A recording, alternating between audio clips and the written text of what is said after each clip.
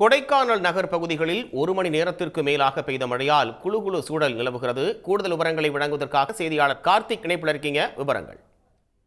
நிச்சயமா. அதாவது கொடைக்கானலை பொறுத்தவரையில் கொடைக்கானலில் கடந்த 1 மாத காலமாகவே பகல் நேரங்களில் கடுமையான வெயிலும் இரவு நேரத்தில் கடுமையான பனியும் நீடித்து வந்த நிலையில் கடந்த 2 நாளாகவே அந்த மாலை நேரத்தில் கிட்டத்தட்ட 1 மணி நேரத்துக்கு மேலாக கனமழையானது கொட்டி தீர்த்து வருகிறது. குறிப்பாக நேற்றைய தினத்தை பொறுத்தவரையில் நேற்று கொடைக்கானலில் இருந்து வத்தலகுண்டு செல்லக்கூடிய பிரதான சாலை, பழனி சாலைகள் மற்றும் இங்க இருக்கக்கூடிய கிராம பகுதிகளில் ஒரு சில இடங்களில் மழை பெய்து வந்தாலும் இன்றைய நிலையை பொறுத்தவரையில் கொடைக்கானல் நகர் பகுதிகளில் அண்ணா சாலை, ஏரி சாலை, மூஞ்சிக்கல், செண்பகனூர் உள்ளிட்ட பல்வேறு பகுதிகளில் கடந்த 1 மணி நேரமாகவே கொடைக்கானலில் இந்த கனமழையானது கொட்டி தீர்த்து வருகிறது.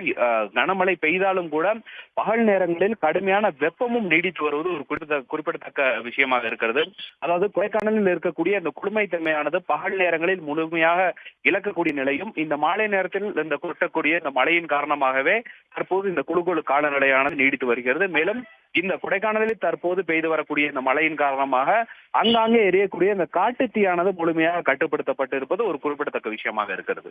உடனுக்குடன் செய்திகளை தெரிந்து கொள்ள சன் நியூஸ் பெல் ஐகானை கிளிக் பண்ணுங்க.